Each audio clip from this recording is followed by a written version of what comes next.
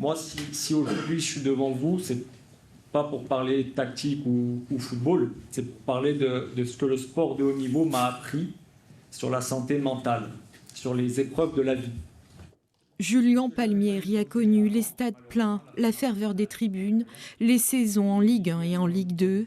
Mais quand sa mère décède, le mental lâche, tout vacille. J'ai pris le deuil de ma mère en pleine tête, j'ai pris l'arrêt de ma carrière en pleine tête. C'est vrai que pendant des années, on est reconnu, et le fait de ne plus avoir, parce que c'est très brutal, hein, c'est du jour au lendemain. Hein, donc d'un coup, il n'y a plus d'appels. Bizarrement, vous avez beaucoup moins d'amis. À Corté, ce colloque consacré à la santé mentale des sportifs explore leur vulnérabilité souvent invisibilisée. Ainsi, plus de la moitié des sportifs de haut niveau n'ont pas de contrat et subissent une forme de précarité.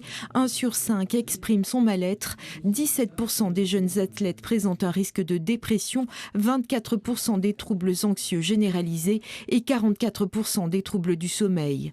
Mais la prise de conscience commencerait enfin à évoluer. Jusqu'à il y a une petite dizaine d'années, c'était le mythe du sportif inépuisable.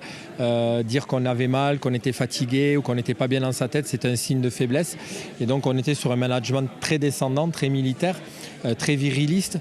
Et aujourd'hui, les jeunes générations, elles sont plus en quête de sens, de comprendre. La performance, elle est avant tout corrélée au bien-être.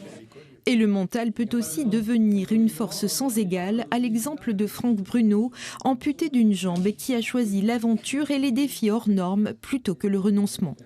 Je me suis servi de mes échecs pour grandir. C'est le proverbe japonais qui dit « tomber 7 fois, se relever 8 fois ». Donc c'est ce que je vais essayer de transmettre aux gamins, que si on veut quelque chose, il faut l'obtenir. La santé mentale, érigée en grande cause nationale 2025, a inspiré ses étudiants de 2e année en technique de commercialisation de l'IUT de Corté. Ce sont eux qui ont conçu et organisé ce colloque dans le cadre de leur cursus.